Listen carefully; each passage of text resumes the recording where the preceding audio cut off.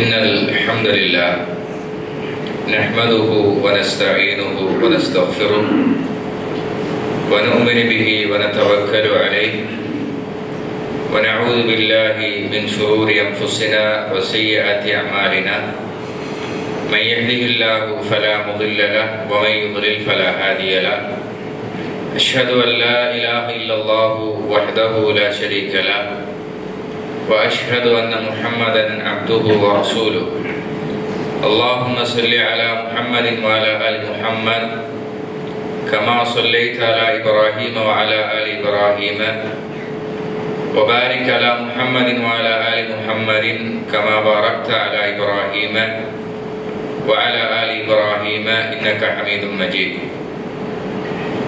يا أيها الذين آمنوا اتقوا الله حق تقاته ولا تموتن إلا وأنتم مسلمون يا أيها الناس اتقوا ربكم الذي خلقكم من نفس واحدة وخلق منها زوجها وبث منهما رجالا كثيرا ونساء واتقوا الله الذي تساءلون به والأرحام إن الله كان عليكم رقيبا يا أيها الذين آمنوا اتقوا الله وقولوا قولا سديدا يصلح لكم أعمالكم ويغفر لكم ذنوبكم ومن يطع الله ورسوله فقد فاز فوزا عظيما فإن أصدق الحديث كتاب الله وخير الهدي هدي محمد صلى الله عليه وسلم وشر الأمور محدثاتها وكل محدثة بدعة وكل بدعة ضلالة وكل ضلالة في النار. சர்வ புகழும் வல்லமையும் எங்கள் எல்லோரையும் படைத்து பரிபாலித்துக் கொண்டிருக்கின்ற அல்லாஹ் ஒருவனுக்கே சொந்தமானது. அல்ஹம்துலில்லாஹ். ஸலவாத்தும் சலாமும் அல்லாஹ்வினுடைய திருத்தூதரும் எங்கள் வாழ்க்கையின் வழிகாட்டியுமான கண்மணி நாயகம் ஸல்லல்லாஹு அலைஹி வஸல்லம் அவர்கள் மீதும் அன்னாரின் வாழ்க்கை நெறிகளை பின்பற்றி வாழ்ந்த சஹாபாக்கள் நல்லடியார்கள் அனைவர் மீதும் அல்லாஹ்வினுடைய நல்லாசியும் கருணையும் நிலவட்டும் என்ற பிரார்த்தனையோடு கண்ணியத்திற்குரிய இஸ்லாமிய உறவுகளே, அல்லாஹுவின் நல்லடியார்களே, எங்களுடைய வாழ்க்கையில் எல்லா நிலைகளிலும் அல்லாஹ் ஒருவனை அஞ்சிக் கொள்ளுமாறும் அவனுடைய கடமைகளை எடுத்து நடக்குமாறும் அவனுடைய தடைகளை தவிர்த்து வாழுமாறும் எனக்கும் உங்களுக்கும் நான் நினைவூட்டிக் கொள்கின்றேன். கண்ணியத்திற்குரிய இஸ்லாமிய சகோதரர்களே, அல்லாஹுவின் நல்லடியார்களே, அல்லாஹ் அல் குர்ஆனிலே நாங்கள் பின்பற்றுகின்ற மார்க்கத்தை பற்றி சொல்லும் போது இன்ன தீன இந்தல்லாஹில் இஸ்லாம், அல்லாஹ்விடத்திலே அங்கீகரிக்கப்பட்ட மார்க்கம் புனித தீனுல் இஸ்லாம் என்று சொல்லுகிறான். அந்த வகையில் இந்த மார்க்கத்தில் நாங்கள் ஒரு பிரஜையாக வாழ்வது என்பது அல்லாஹ் எங்களுக்கு வழங்கி இருக்கின்ற உயர்தரமான அருள் என்பதை நாங்கள் முதலில் புரிந்து கொள்ள வேண்டும். இந்த மார்க்கம் நாம் எப்படி வாழ வேண்டும் என்ற அத்துணை அம்சங்களிலும் சிறந்த வழிகாட்டல்களை நமக்கு வழங்கி இருக்கிறது. இதனால்தான் இஸ்லாம் ஒரு சம்பூர்ணமான வாழ்க்கை திட்டம் என்று நாம் சொல்லுகிறோம். மனித வாழ்க்கையின் அனைத்து துறைகளிலும் மிக பூரணமான வழிகாட்டல்களை நமக்கு வழங்கி இருக்கிறது. வணக்க வழிபாடுகள், வாழ்வியல் தொடர்பான சட்டங்கள், அரசியல் தொடர்பான வழிகாட்டல்கள், கல்வி, கலாச்சாரம், பண்பாடுகள் என்று எல்லா விடயங்களிலும் ஒரு சிறந்து வாழக்கூடிய விடயங்களை இந்த மார்க்கம் பொதிந்து வைத்திருக்கிறது. இந்த மார்க்கத்திலே இப்படியான விடயங்கள் இருக்கும் அதே நேரத்தில் சில தனித்துவமான விடயங்களினால் உலகத்தில் எந்த கொள்கையும் சொல்லாத, எந்த கோட்பாடுகளிலும் இல்லாத தனித்துவமான சில சிறப்பம்சங்களை இந்த மார்க்கம் கொண்டிருக்கிறது. இன்றைய கால சூழ்நிலையில் மனிதன் மார்க்கத்தினுடைய வரையறைகளை தாண்டி வாழுகின்ற ஒரு சூழலை நாங்கள் பார்க்கிறோம். அதிலும் விசேடமாக சில நாடுகளில் தீண்டாமை என்ற ஒரு மனித இனத்தை இரண்டாந்தரமாக நோக்குகின்ற ஒரு சிந்தனை காட்டுத்தீயாக அல்லது சூறாவளியாக பரவிக்கொண்டிருக்கக்கூடிய நிலைகளை நாங்கள் பார்க்கிறோம். அண்மை நாடான இந்தியா போன்ற நாடுகளில் இந்த தீண்டாமை என்ற விடயம் மிக கோரமான முகத்தை இன்றைய காலங்களில் காட்டிக் கொண்டிருக்கிறது. சில நாட்களுக்கு முன்னர் சமூக வலைத்தளங்களை நீங்கள் பார்த்திருப்பீர்கள். அவருடைய சிந்தனையில் மிக தாழ்ந்த சமூகம் என்று அடையாளப்படுத்தப்பட்ட ஒரு சிறுவன் அந்த உயர்ந்த சமூகத்தினுடைய கோயிலுக்குள் கால் வைத்ததனால் அந்த ஊரே திட எல்லோரும் சேர்ந்து அந்த பையனை அடித்து கொலை செய்கிறார்கள். அதே போன்று ஒருவர் அவருடைய கோயிலுக்குள் நுழைந்த காரணத்தினால் அவரை அந்த ஊரினுடைய எல்லா மக்களும் கூடுகின்ற இடத்தில் அவரை தூக்கிலிட்டு அவருடைய கதையை முடிக்கிறார்கள்.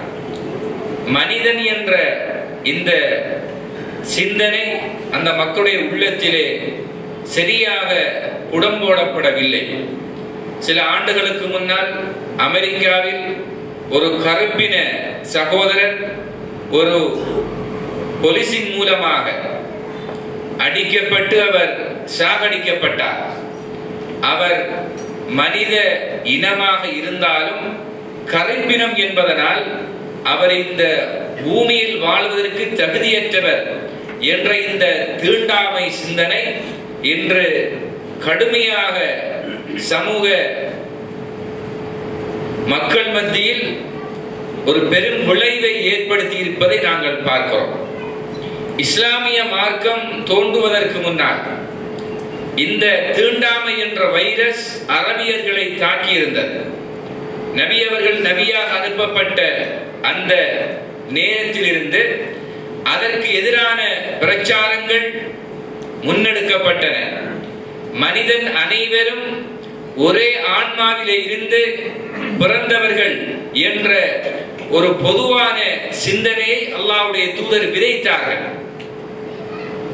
அல்லாஹ் குர்ஆனிலே இந்த தீண்டாமையை ஒழிக்கக்கூடிய வகையில் மிக அற்புதமான ஒரு வசனத்தை சொல்லி இருக்கிறார்.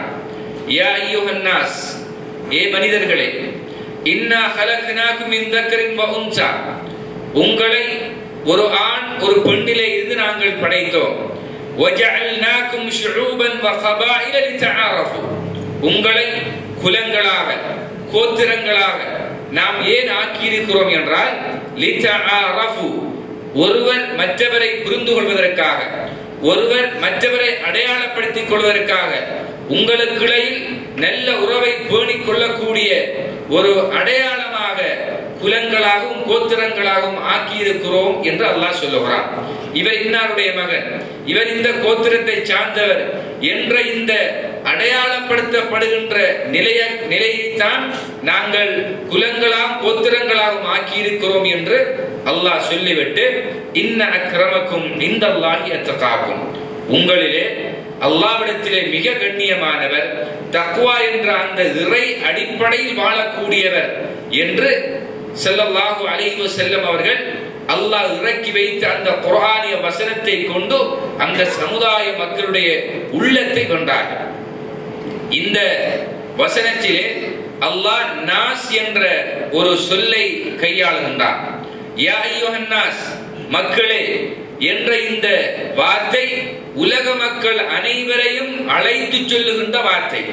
யா அய்யுஹல்லதீன ஆமனு, ஈமான் கொண்டவர்கள் என்று அல்லாஹ் அழைக்கவில்லை. அப்படி அழைத்திருந்தால் அது ஒரு சாராரை மாத்திரம் இலக்கு வைத்திருக்கும். ஆனால் இந்த வசனம் முழு மனித சமுதாயமும் தங்களுடைய மனங்களிலே ஆழமாக பதிந்து கொள்ள வேண்டிய ஒரு சமூகவியல் சார்ந்த முக்கியமான அம்சமான மனிதன் அனைவரும் ஆதம் ஹவ்வா என்ற முதல் தாய் தந்தை மூலமாக உலகிலே உருவானவர்கள். எனவே ஒரு தாய்க்கும் தந்தைக்கும் பிறந்தவர் ஒருவர் கீழ் சாதி என்றும் ஒருவர் மேல் சாதி என்றும் எப்படி இந்த பாகுபாட்டை உருவாக்க முடியும் என்பதை மிக துல்லியமாக அல்லாஹ் இந்த வசனத்திலே சொல்லி காட்டுகிறார். இதே போன்றுதான் ஹஜ்ஜத்துல் வதா என்ற நபிகளாருடைய அந்த கடைசி ஹஜ்ஜுடைய மிக வரலாற்று புகழ்மிக்க அந்த பேருரையில் முக்கியமான ஒரு மெசேஜை சொல்கிறார்கள். 23 வருடங்கள் நபியாக வாழ்ந்து அந்த நபித்துவ வரலாற்றில மிக சாரமாக பிழிந்து எடுக்கப்பட்ட முக்கியமான சில விடயங்களை தான் ஹஜ்ஜத்துல் வதா என்ற நபிகளாரின் இறுதி பேருரையில் இந்த சமுதாயத்துக்கு சொன்னார்கள்.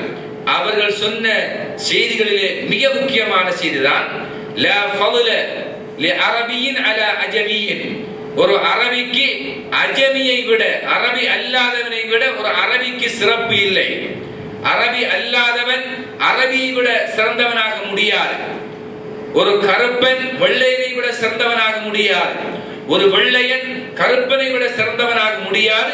இல்லா பித்தக்வா, தக்வா என்ற அந்த இறை அச்சத்தின் மூலமாக, தக்வா என்ற அந்த இறை சாசனத்தின் மூலமாகத்தான் ஒருவர் அல்லாஹ்விடத்திலே உயர்ந்த இடத்தில் பார்க்கப்படுவாரே தவிர நிறம், மொழி இவைகளை கொண்டு ஒரு மனிதன் உயர்ந்தவன் தாழ்ந்தவன் என்ற அடிப்படையில் நோக்க முடியாது என்ற தீண்டாமையை அல்லாஹ்வுடைய தூதர் ஸல்லல்லாஹு அலைஹி வஸல்லம் அவர்கள் தங்களுடைய கடைசி பேருரையிலே இந்த சமுதாயத்துக்கு முன்வைத்திருக்கிறார்கள். இஸ்லாத்திலே சொல்லப்பட்ட ஒவ்வொரு வணக்க வழிபாடுகளும் மிகவும் பெருமானமுள்ள வழிபாடுகளாகும்.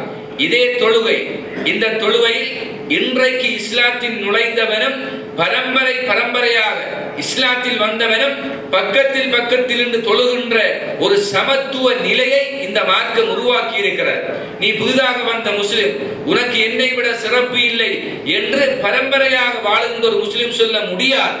அந்த அளவுக்கு இஸ்லாம் என்ற கலிமாவை ஒருவர் மொழிந்து விட்டால் அவர்கள் அனைவரும் சமன் என்ற நிலையைத்தான் இந்த மார்க்க நமக்கு போதித்திருக்கிறார். ஒரு மன்னராக இருந்தாலும் அதே போன்று அங்கே அந்த சமூகத்திலே வாழுகின்ற மக்களுடைய சிந்தனையில் பார்வையில் தாழ்த்தப்பட்ட ஒரு மனிதனாக இருந்தாலும் மன்னரோடு காலோடு கால் இணைத்து சஃபிலே நின்று தொழுகின்ற அந்த சம உரிமை கோட்பாட்டை இஸ்லாமிய மார்க்கம் மிக துல்லியமாக இந்த சமுதாயத்துக்கு முன்வைத்திருக்கிறது. ஹஜ் என்ற கடமையை நீங்கள் எடுத்து பாருங்கள்.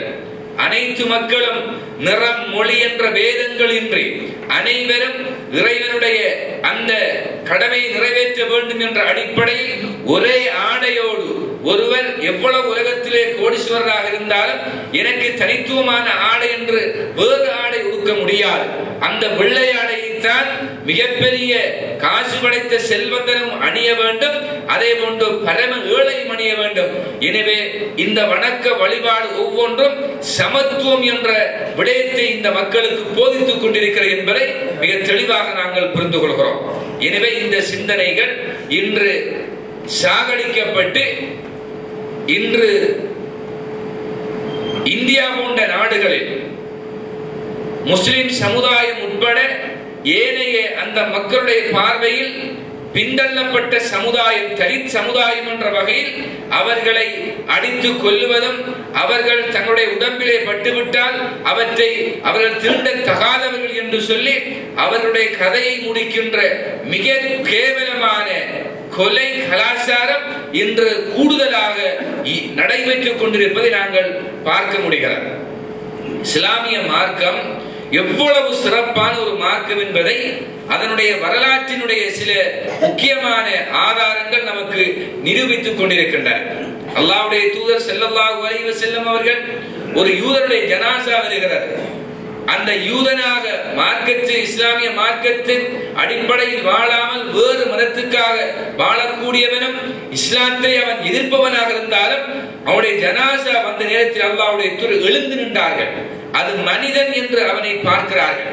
இதே போன்றுதான் பிலால் ரலியல்லாஹு அன்ஹு அவர்கள் அன்றைய சமுதாயத்திலே நீக்ரோ அடிமையாக அபிசினியா நாட்டை சேர்ந்தவர், பார்ப்பதற்கு வசீகரம் இல்லாதவர், மிகவும் கடற்முடான அந்த சுபாவம் கொண்டவரை போன்ற ஒரு காட்சியோடு நீக்கிறவாக இருக்கிறார், விகாரமான முகம் கொண்டவர் என்ற அடிப்படையில் அந்த சமுதாயத்தில் அவர் மிகப்பெரிய ஒரு அடிமையாக இருக்கிறார்.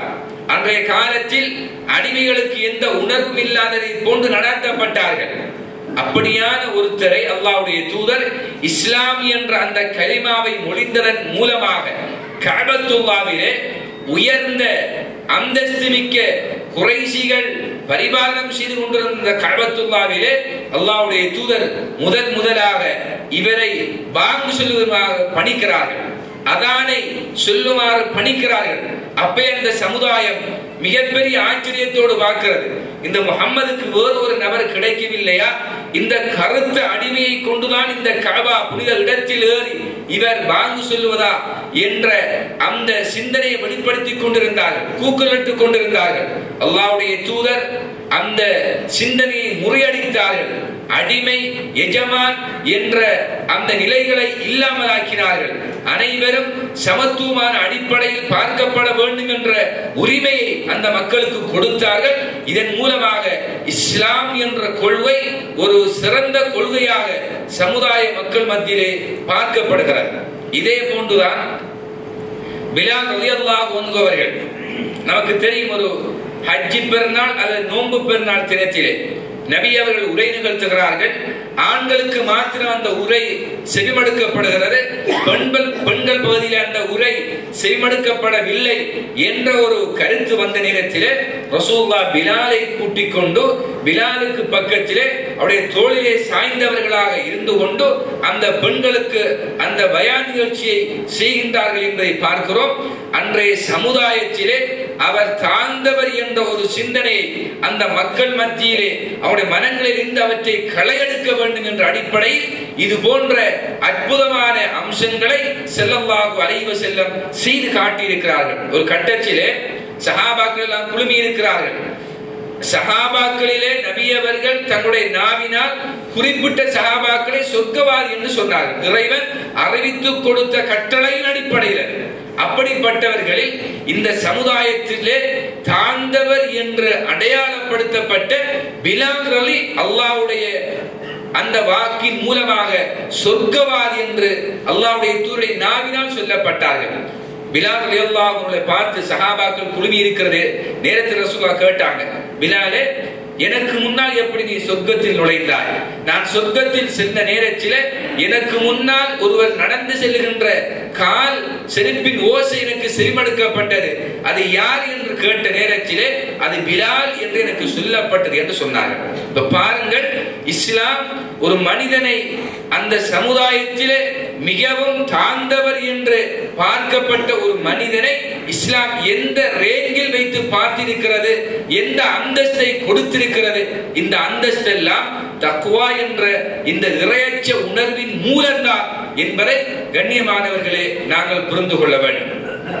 எனவேதான் இஸ்லாமிய மார்க்கம் இந்த தீண்டாமையை வேரோடும் வேரடி மண்ணோடும் பிடுங்கி எறிந்திருக்கிறது. இதே போன்றுதான் உமர் ரலியல்லாஹு அன்ஹு சந்தர்ப்பத்திலே சையீத் என்ற வார்த்தையை அன்றைய சமுதாயத்திலே முக்கியமான ஒரு நபருக்கு பயன்படுத்துவார்கள். அபூபக்கர் சையீதுனா, அபூபக்கர் ரலியல்லாஹு அன்ஹு எங்களுடைய தலைவர் என்று சொல்லுவார்கள். இந்த வார்த்தையை பிலால் ரலிக்கு உமர் ரலி சொல்கிறார்கள். பிலால் ரலி குறைஷ் என்ற உயர்தரமான கோத்திரத்தை சார்ந்தவர்கள்.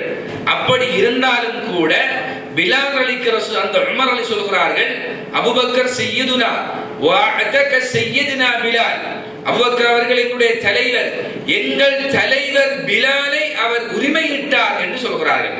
சுப்ஹானல்லாஹ், இப்படியான ஒரு வார்த்தை அன்றைய உயர் குலத்தை சார்ந்த ஒரு மனிதனுடைய நாவிலே விழுந்தது என்றால் இஸ்லாம் என்ற இந்த தூதுத்துவ பணிக்கு பின்னால் அதிலே இணைந்த மக்கள் அனைவரும் சமத்துவமான உரிமை கொண்டவர்கள் இஸ்லாத்தின் அடிப்படையில் என்பதை மிக தெளிவாக இந்த சமுதாயத்துக்கு இஸ்லாமும் இஸ்லாத்திலே வாழ்ந்த அந்த தோழர்களும் மிக தெளிவாக இவற்றை சொல்லி இருக்கிறார்கள். இதே போன்றுதான் அன்றைய காலத்தில் ஸல்லல்லாஹு அலைஹி வஸல்லம் அவர்கள் ஸெய்த் என்ற தன்னுடைய வளர்ப்பு மகன் மிக பாசத்தோடு அவரை வளர்க்கிறார்கள்.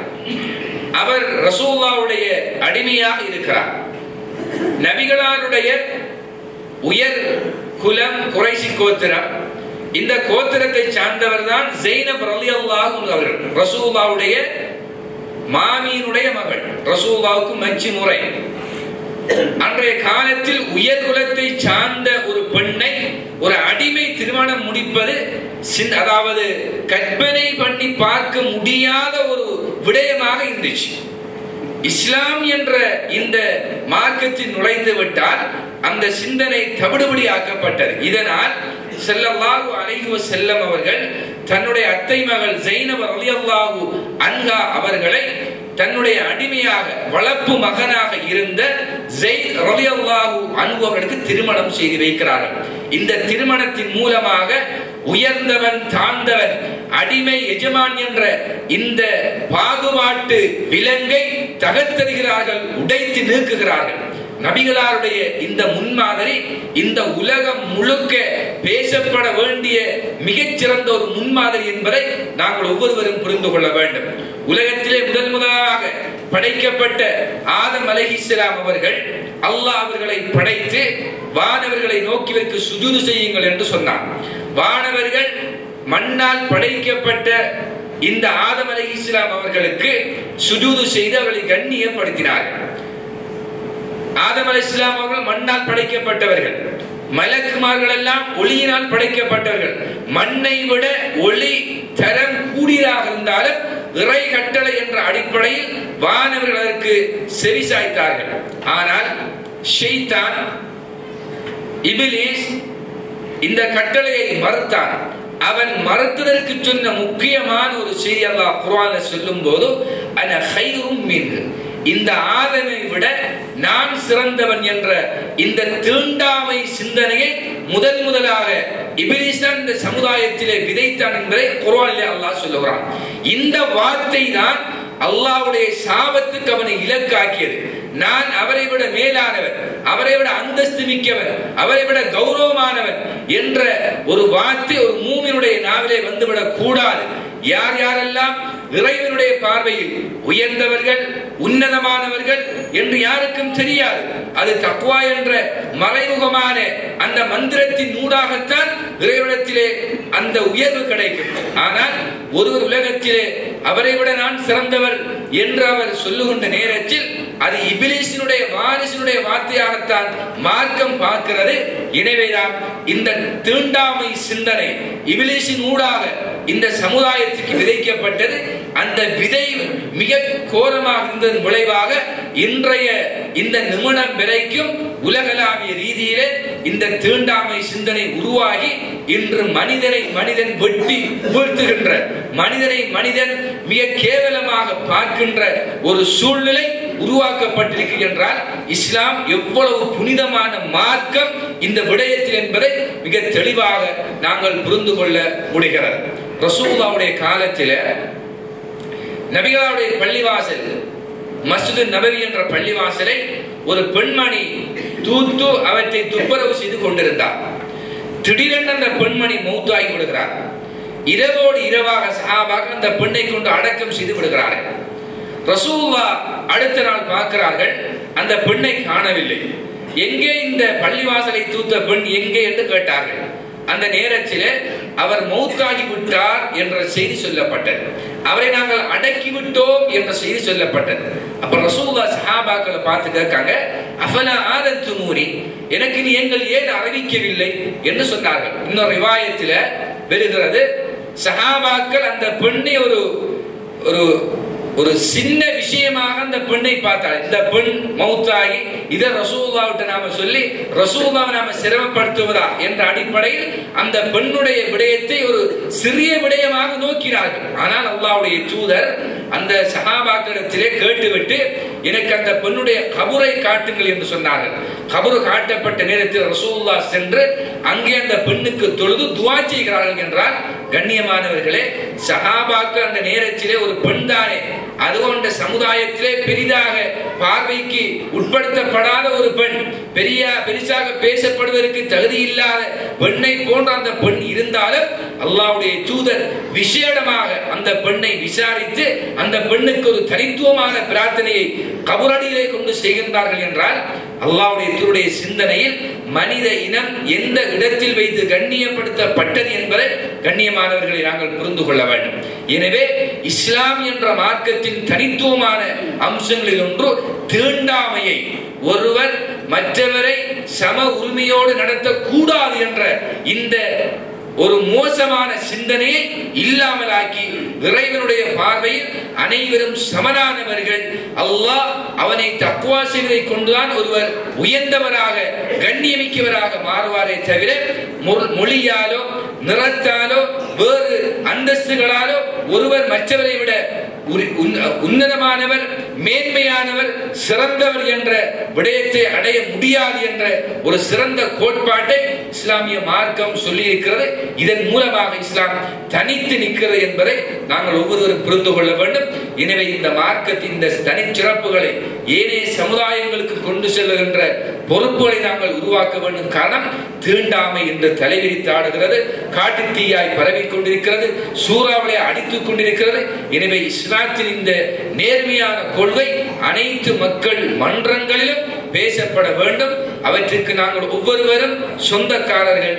எனவே இஸ்லாத்தின் சிறப்பம்சங்களை முதல் நாம் புரிந்து கொண்டு மற்ற ஏனைய இன சமூகங்களுக்கும் இவற்றை எடுத்துச் செல்கின்ற பொறுப்பை நாங்கள் கையில் எடுக்க வேண்டும். எல்லாம் வல்ல அல்லாஹ் அதற்கு எனக்கும் உங்களுக்கும் அருள் செய்வானாக.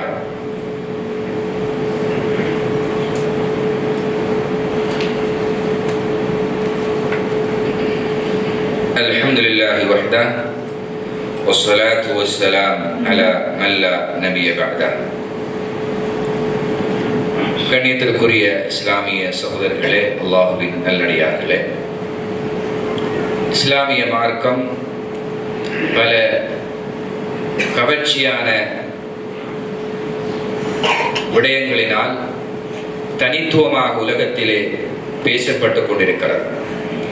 அதிலே மிக முக்கியமான ஒன்று சமத்துவத்தை விதைக்கிறது, தீண்டாமையை இஸ்லாம் அளிக்கிறது. இதே போன்றுதான் இஸ்லாம் இந்த சமூகத்திற்கு மிக முக்கியமான ஒரு தூதாக எட்டி வைத்த செய்தி மனித நேயம் என்ற பகுதியாகும். இன்று மனித நேயம் என்பது வேரோடு பிடுங்கப்பட்டு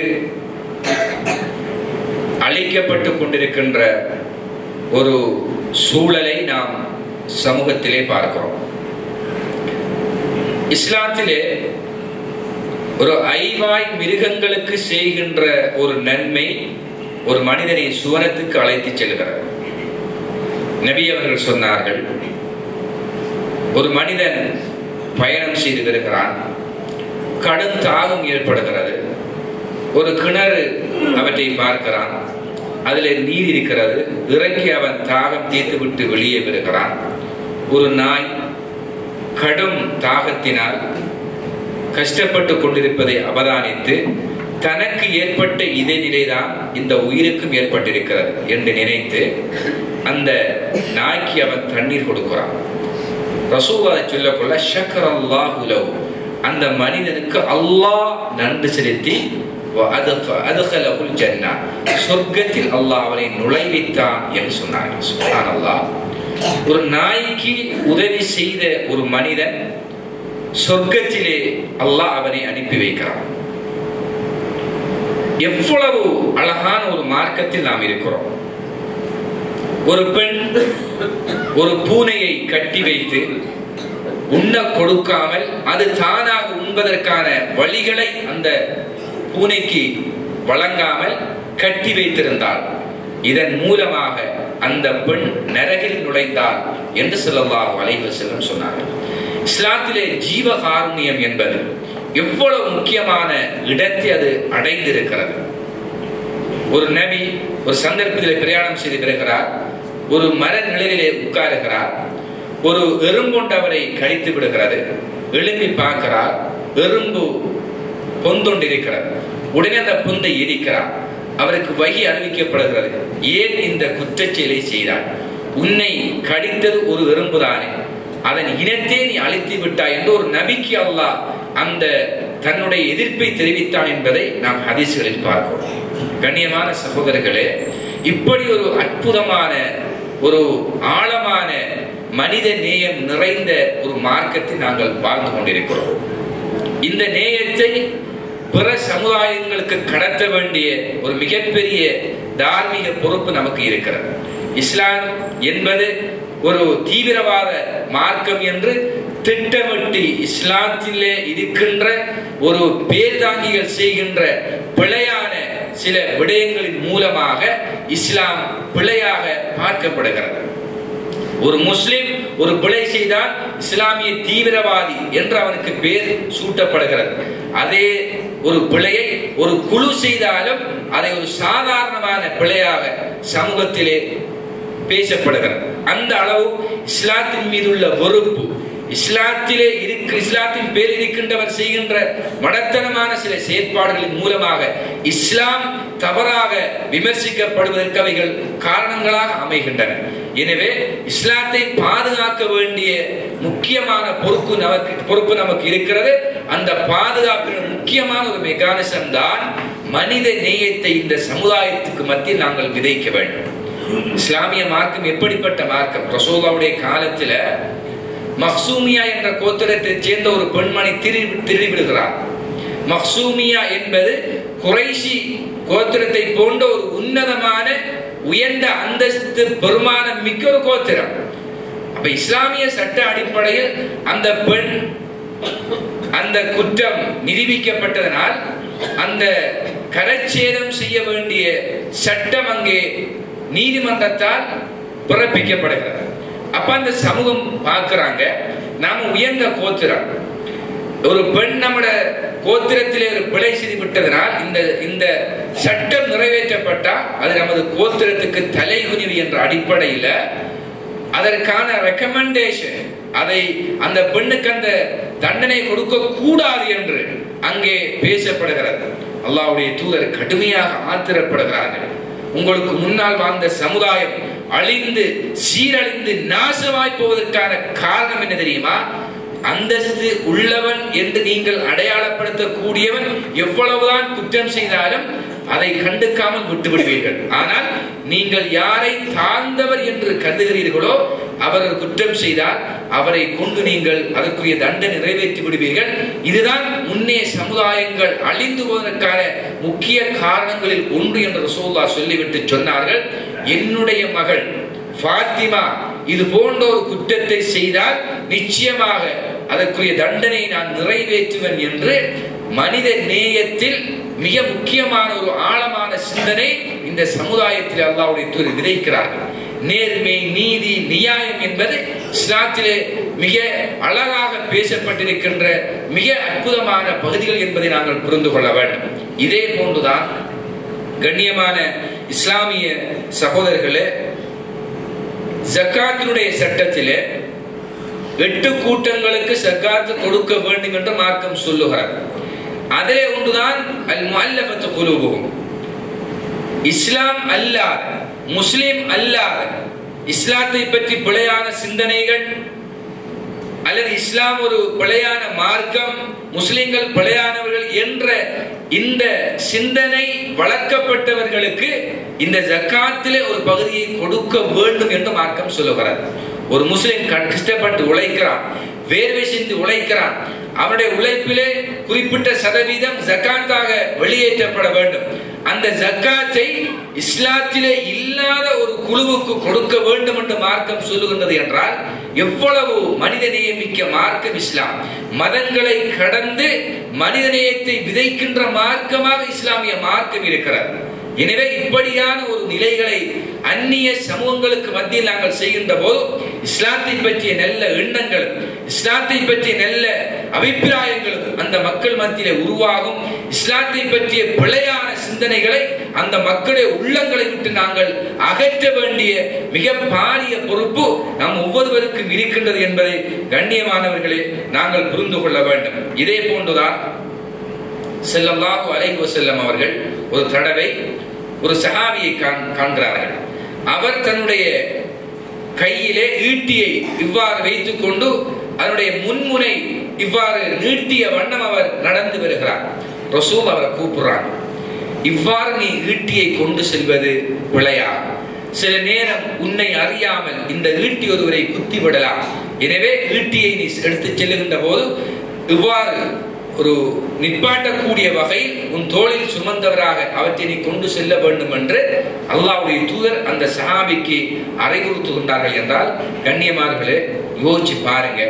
இன்றைக்கு முஸ்லிம் இப்படியான ஒரு சிந்தனை, மற்றவருக்கு அநியாயம் செய்தல், மற்றவரை கொண்டு வைத்து தாக்குதல், இப்படியான இஸ்லாத்தின் விரோதிகளால் உருவாக்கப்பட்ட இந்த சிந்தனைகள் அவற்றுக்கு பலியான பலவீனமான நிலை கொண்ட சில முஸ்லிம்களுடைய இந்த கோரமான செயற்பாட்டின் மூலமாக இஸ்லாம் பிழையாக பார்க்கப்படுகிறது. அல்லாஹ்வுடைய தூதர் தெரியாமல் கூட ஒரு மனிதனுக்கு அநியாயம் செய்தவோ கூடாது என்பதை ஒரு சஹாபிக்கு என்ன அழகான உதாரணத்தை கொண்டு அவரை தெளிவாக அவர்களை மாற்றுகின்றார்கள் என்றால், கண்ணியமானவர்களே, இஸ்லாம் மிகச் சிறந்த ஒரு மனித நேயமிக்க மார்க்கம் என்பதை நாங்கள் புரிந்து கொள்ள வேண்டும்.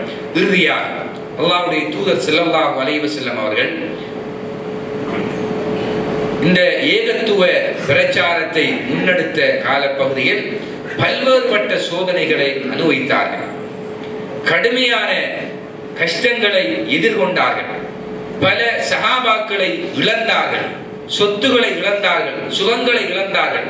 இப்படிப்பட்ட ஒரு கட்டத்தில் தான் மக்கா வெற்றி கொள்ளப்படுகிறது. அல்லாஹ்வுடைய தூதர் மக்காவை விட்டு வெளியேறுகின்ற போது மிக கவலையோடு வந்தார்கள். சொந்த ஊரை விட்டு வெளியேற்றப்பட்ட நேரத்தில் மிக கவலையோடு வந்தார்கள். மக்காவே, உன்னை நான் நேசிக்கிறேன் என்று ஹிஜ்ரத் வருகின்ற போது மக்காவை திரும்பி பார்த்து சொன்னார்கள். அந்த அளவு மிகப்பெரிய வேதனையோடு ரசூலுல்லாஹ் வந்தார்கள். இஸ்லாத்திற்காக வேண்டி ஹிஜ்ரத் வந்தாங்க. கடைசியாக அல்லாஹ் அந்த மக்காவை வெற்றி கொள்வதற்கான அனைத்து வழிகளையும் ஏற்படுத்தினார். ரசூலுல்லாஹ் அந்த மக்கள் மத்தியில் அனைத்து ரசூலுல்லாஹ்வுக்கு யாரெல்லாம் துயரம் கொடுத்தார்களோ, யாரெல்லாம் அவர்களை அடித்தார்களோ, எந்தெந்த சஹாபாக்களை எல்லாம் கொன்று குவித்தார்களோ அனைவரும் ரசூலுல்லாஹ்வுக்கு முன்னால் நிற்கிறார்கள். தன்னுடைய ஆட்காட்டிகளை உயர்த்தி கொண்டு அல்லாஹு அக்பர், அல்லாஹ் மிக பெரியவன் என்று வருகிறார்கள். அங்கே அந்த சபை முழுக்க நிசப்தமாகிறது.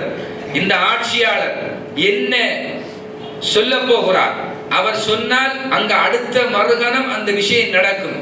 யாரெல்லாம் முஸ்லிம்களை கொண்டார்களோ அவர்களை பழிக்கு பழி வாங்க வேண்டும் என்ற ஒரு வார்த்தை சொல்லிவிட்டால் அங்கே தலைகள் உருள ஆரம்பித்து விடும். மிக பெரும் பயந்த ஒரு நிலையில் அன்றைய காலத்தில் அந்த மக்காவாசியில் இருந்து கொண்டிருந்த நேரத்தில் ஸல்லல்லாஹு அலைஹி வஸல்லம் அவர்கள் வந்து அந்த மக்களை பார்த்து என்ன வார்த்தை சொன்னார்கள்? அந்த மக்கள் கூட்டத்தில் யாரெல்லாம் இருந்தார்கள்? ரசூலுல்லாஹ்வுடைய தஅவா பணிக்கு மிகவும் ஆணிவேராக இருந்த, வலது கையாக இருந்த ரசூலுல்லாஹ்வுடைய சாச்சா ஹம்சா ரலியல்லாஹு அவர்களை மிக வஞ்சித்து கொலை செய்த வஹ்ஷி என்பவர் அங்கே நிற்கிறார். ரசூலுல்லாஹ்வுடைய சாச்சா ஹம்சா ரலியல்லாஹு அவர்களை மரணித்ததன் பின்னால் வெஞ்சத்தின் மூலமாக அவர்களை பிளந்து அவங்களுடைய ஈரலை கடித்து துப்பிய ஹிந்தா என்ற பெண்மணி ரசூலுல்லாஹ்வுக்கு முன்னால் நிற்கிறார். அந்த நேரத்தில் ரசூலுல்லாஹ் என்ன சொல்ல போகிறார்களோ என்ற ஒரு அச்சம் அந்த மக்களை புடை சூடுகிறது. அந்த நேரத்தில் ரசூலுல்லாஹ் சொன்னார்கள், உங்கள் அனைவரை நான் மன்னித்து விடுகிறேன்.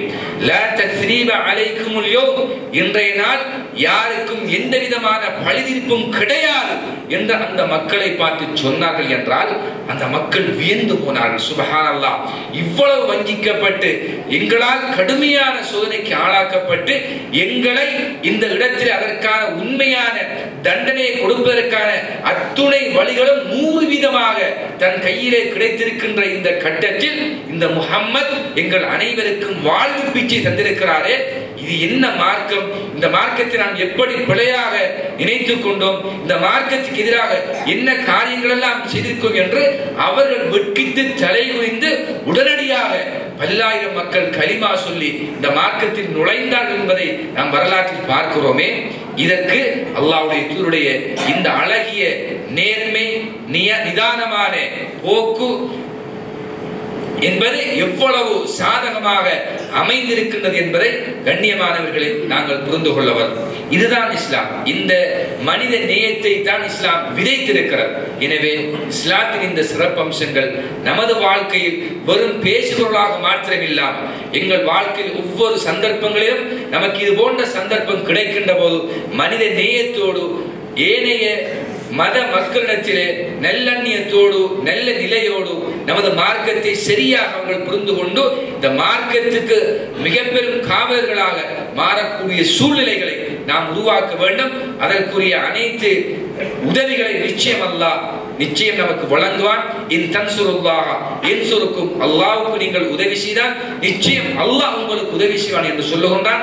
எனவே இவற்றை நாங்கள் புரிந்து கொண்டு இஸ்லாத்தின் இந்த தனித்துவமான சிறப்பு அம்சங்களை நமது வாழ்க்கையில் நடைமுறைப்படுத்தி இறைவனுடைய ஆசீர்வாதம் கிடைத்த நல்ல மக்களாக வாழ்ந்து மரணித்து உயர்ந்த சொர்க்கத்தை அடையக்கூடிய பாக்கியத்தை அல்லாஹ் எனக்கும் உங்களுக்கும் நசீபாக்குவானாக.